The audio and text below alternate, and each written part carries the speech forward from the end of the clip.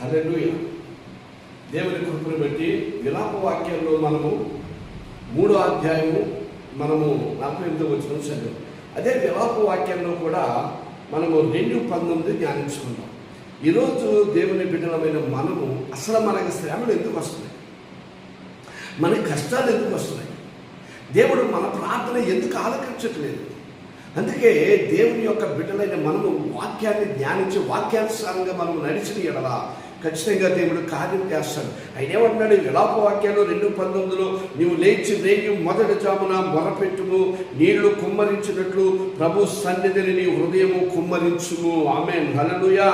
చూడండి, దేవుని యొక్క నామములో నువ్వు ఎప్పుడు లేగాలంటే రేయి మొదటి జామున లేచి నీళ్లు కుమ్మరించినట్లుగా నీవు నీ బిడ్డల కొరకు, నీ భర్త కొరకు, నీ భార్య కొరకు, నువ్వు సంఘము కొరకు, కాపరి కొరకు కన్నీరు కార్చాలి. ప్రియా దేవుని బిడ్డ, ప్రార్థన చేయి, నీ కుటుంబము వర్ధిల్లుతుంది.